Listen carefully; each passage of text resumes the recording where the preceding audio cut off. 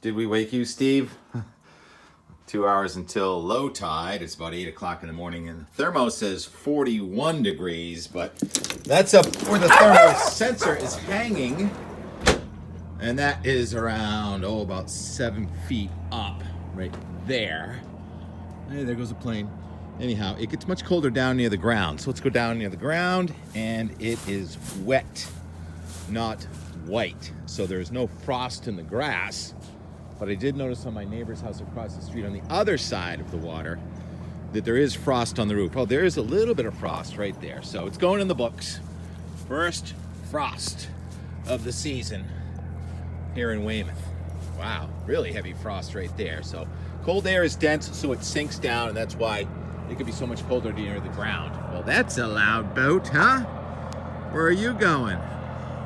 Can you shut down your engine for a second while I talk? Sorry about that. Oh well, let's go check the garden and see if we can see the frost on the tomato. I don't know, that looks pretty healthy to me, so looks like just dew on the tomatoes. I mentioned a few days ago that if we get a frost, it's probably gonna be on Sunday. So this rose, you think you'll be open for Thanksgiving? Maybe. Check the thermometer here. Okay, indoors, that one that's up on the deck said 41. And this one says 38, looks like. 38, no rain in the gauge. That boat's really loud. He's going to be gone in a second. Surf is up. Oh, how pretty is that? The ocean on fire. Vapor pressure equilibrium has been exceeded because the air temperature is near 60 and the water temperature is near 40. You can see the frost melting off the roof here at the Warm Winds Surf Shop in Narragansett Town Beach. Narragansett, Rhode Island. Nantasket, Massachusetts. Right over there. It's a tiny swell, 2 feet 8 seconds. But it's going to be building. Looks like a good surf week. Poke is toast. There's some more frost right there for you. So surf weather is here pretty much all week. Here's the satellite image of the Atlantic Ocean with the wave height in feet from pretty much North America to Europe, all across the ocean. That has a lot to do with the strong high pressure system that's over New England extending out into the ocean, and also low pressure east of Bermuda. The National Hurricane Center says there's still a slight chance that goes subtropical or something like that. But most signs indicate that that's going to stay well offshore. But it's not going to move very fast. So that's why we're going to have surf most of the week. Now today, there's a light variable wind. Look at that. Surf is up right down here. How clean is that? That's gorgeous. And of course now the boat noise is gone and there's T-Rex noise. And wave noise. Everything goes in waves, right? Enough, Rex. Thank you. Stop.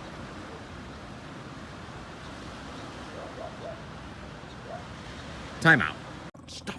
We're trying to do a surf ski weather report. All right, you're going back inside. You can see the smoke coming out of his mouth. He's a fire-breathing dragon. You're a Tyrannosaurus Rex. Get it straight. Oh, speaking of all that, how's your Halloween plan going? Today there are a lot of festivities and parades, and it looks gorgeous. Where was I on the wind? Sunshine today. Temperature's going to crack 60 today. Warmest it's been since last Thursday or so. And the wind is light. It's going to be coming on shore a little bit today. And then tomorrow, weather system that's been making headlines pretty much for the snow out west and severe weather last couple of days in the south is coming at us. It looks big and impressive, but it's weakening. And that's likely going to be just a few showers coming in here, but the wind is going to pick up from the southwest tomorrow and Tuesday. So the east-facing shorelines up here might have better surf on Tuesday and Wednesday, or Monday and Tuesday. The surf is supposed to be up all week, by the way. I think I already said that. And the ski weather out west. This next system coming into the northwest is going to bring snow all the way down to the California and Arizona border with Mexico. And when that happens, Close to record cold out west. Looks like close to record warm here in the east. Next weekend, the record high temperature in Boston next Saturday is 79. That's going to be a tough one from 1994.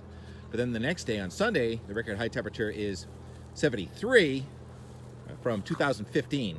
That looks doable next Sunday. So unless we get that onshore flow developing, we're probably going to end up with record warmth here. Certainly inland, it's potential next week. And the cold finally does show up all across Canada from coast to coast on Tuesday. What's that, the 8th? That's the day of the full moon. Coast to coast cold in Canada with another wave way out in the northwest that'll probably push warmer air here, and then I'll probably have to wait till the week before Thanksgiving, turn on the snow guns for real at Killington, which is getting a little bit serious as the World Cup now is less than 4 weeks away, but they'll get it done somehow, I believe. Even if they have to truck it in from the West Coast. I'm kidding. All right, so I felt like a turkey yesterday because, or 2 days ago, when I didn't mention the name of my neighbor photographer, Mark Grimason, who got that spectacular image of the wayward vermilion flycatcher in Brewster, Massachusetts. Thank you, Mark. Happy Sunday, everybody. Got a little squabble along with the cobble over there and the turkeys. And that is my neighbor, Mark Grimason, is the one that captured the vermilion flycatcher photo from Brewster the other day. And it's kind of fitting. He's got a bunch of birds misbehaving right now, really, in the yard.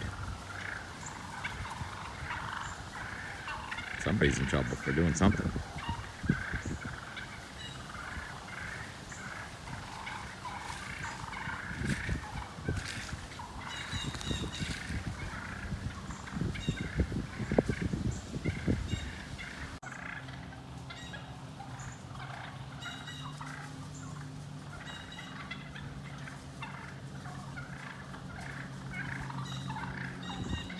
We've got a kerfuffle.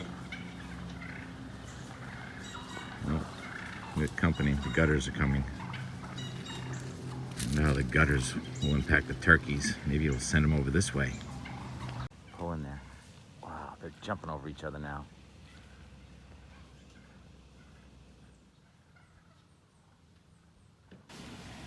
Traffic jam on Robert Arthur Way.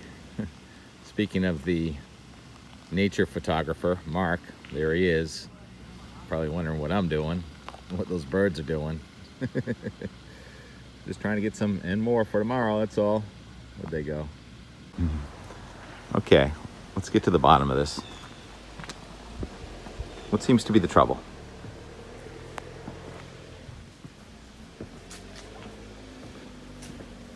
Who needs a timeout?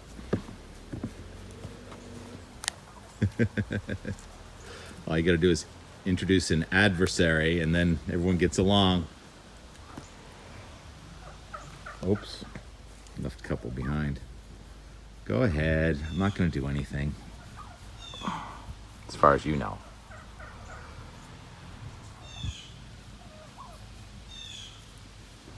Nice to see you. Glad you're all getting along again.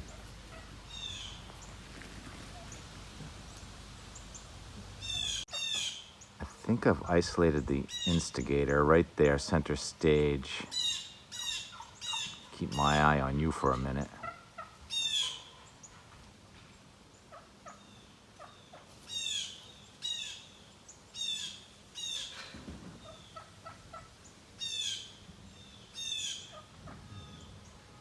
Well, by the sound of the blue jays, there's a hawk nearby now. How do hawks and turkeys get along? I guess when you're a birder, they just kind of attractive to you? Is that right?